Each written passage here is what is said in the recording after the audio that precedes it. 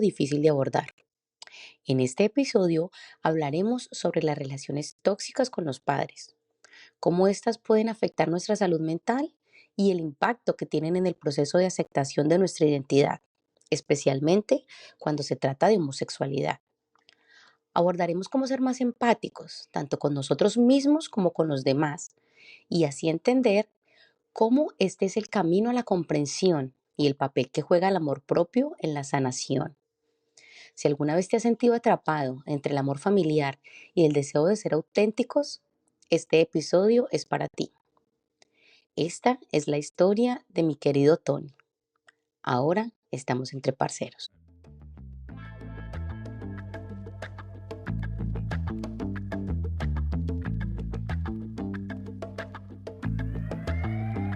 Soy el segundo hijo de una familia compuesta por mi adorada y hermosa gorda, mi madre Marina y mi padre Antonio, un hombre machista, homofóbico y criado en otra época.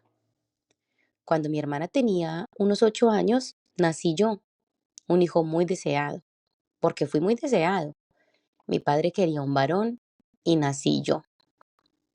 Nací el 24 de julio del 87 en Colombia.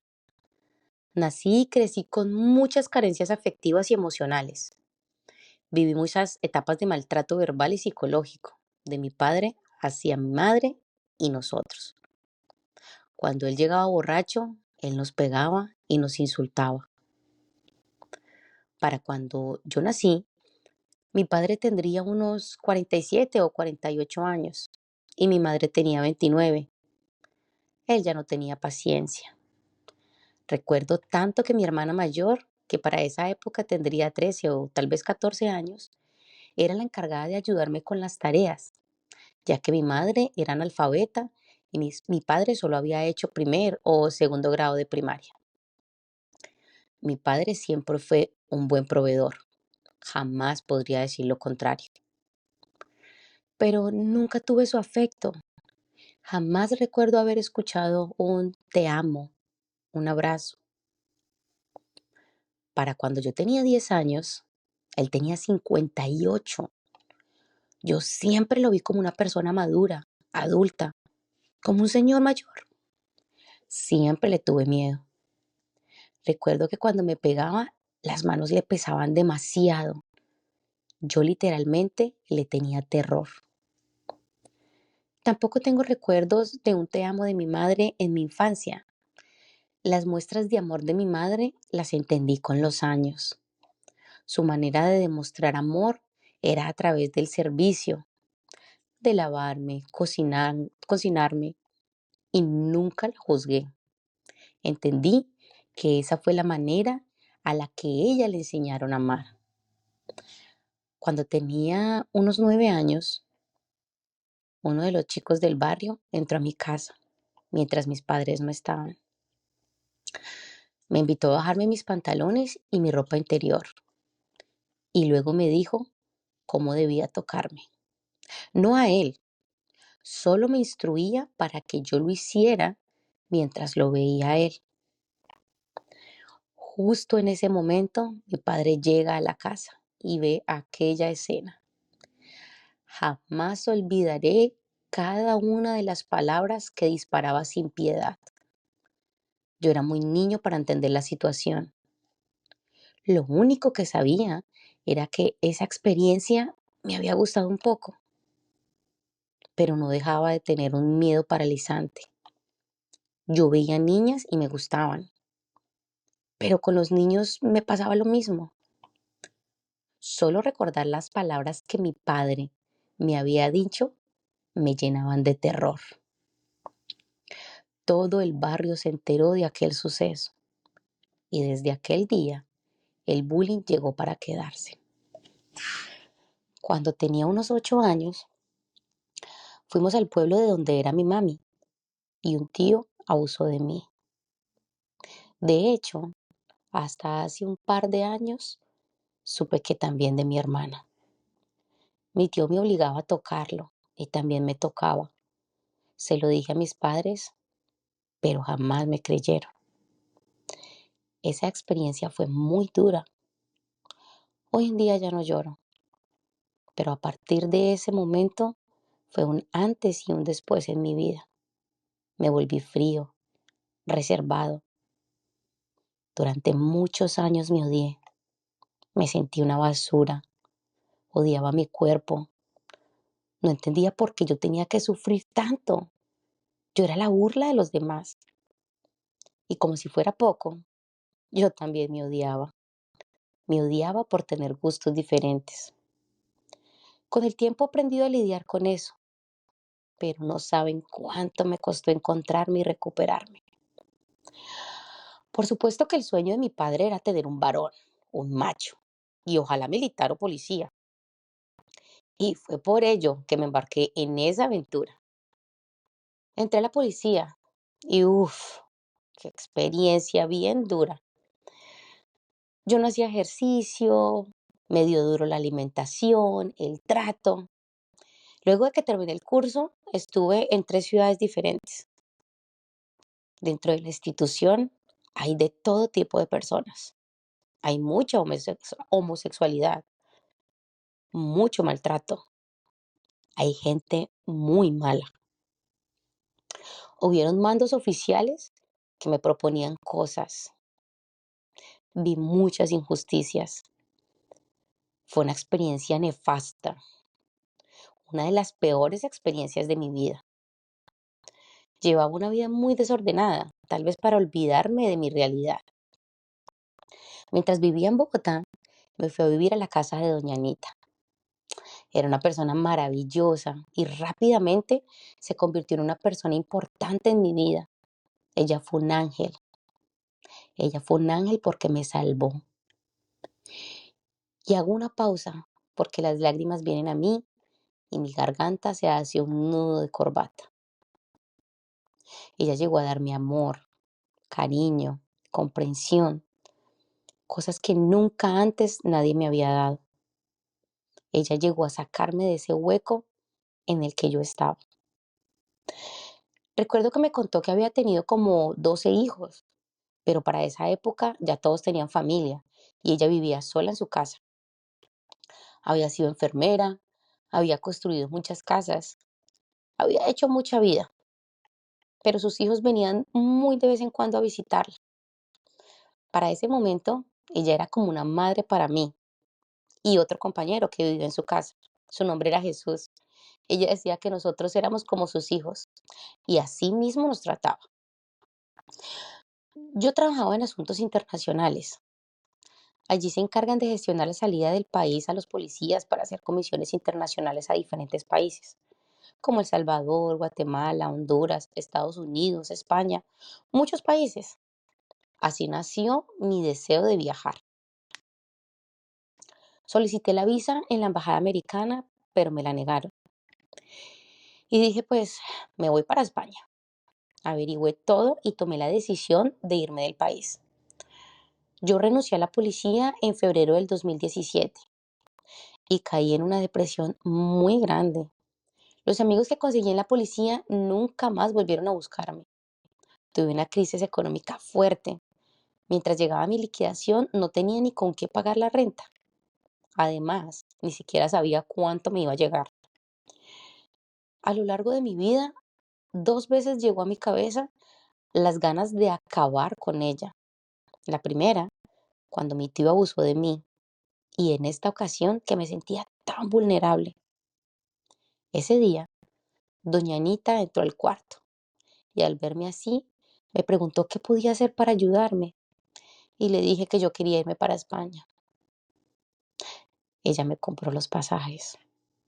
Ella me dio otra oportunidad en la vida y siempre se lo voy a agradecer. Ahora está en el cielo y ella sabe que yo la amo con todo mi corazón porque ella me dio una segunda oportunidad. Recuerdo que cuando fui donde mis padres y me despedí para emprender ese viaje a España, llegué solo, sin conocer a nadie. Para ese momento, el amigo de un amigo me dio posada en su casa, pero esos días fueron duros. Era una persona muy negativa y conflictiva. todos los días me decía que España era muy duro, que era mejor que me devolviera.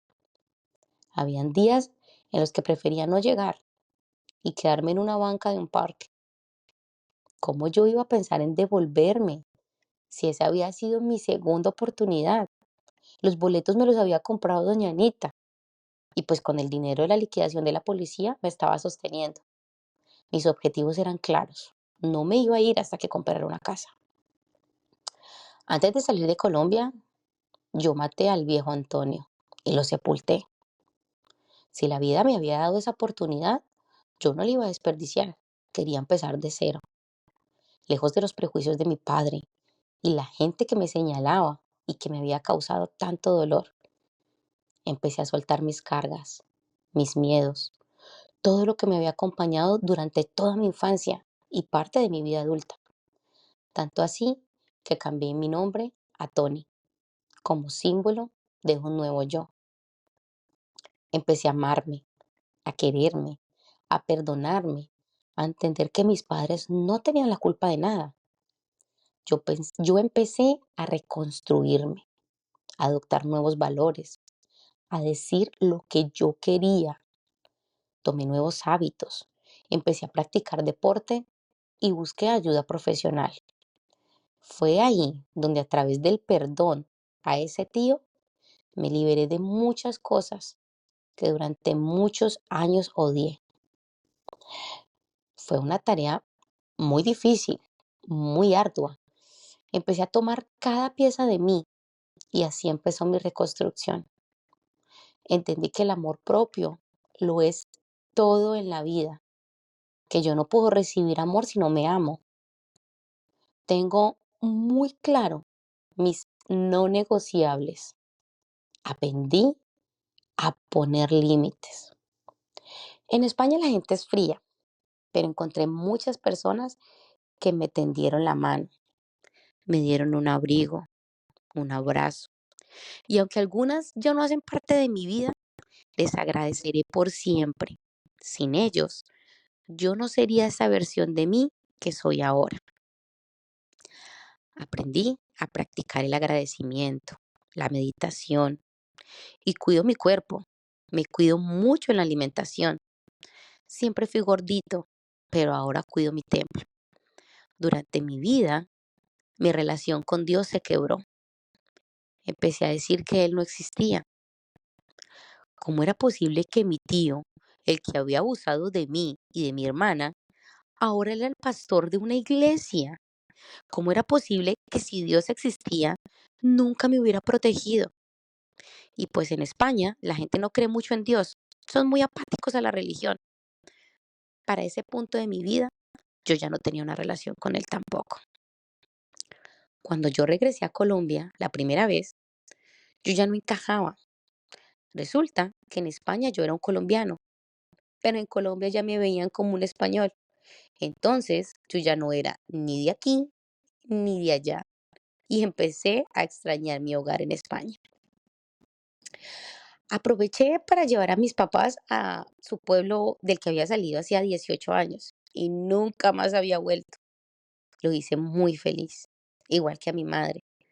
Fueron unos días maravillosos. Nos abrazamos muchas veces y mi madre repetía constantemente que me amaba. Para la segunda vez que tuve que viajar a Colombia, la experiencia fue otra. Tuve que ir a ver cómo mi gorda se apagaba. Yo tuve que viajar porque mi madre enfermó. Tuve que verla pasar de pesar 130 kilos a 70 frente a mis ojos.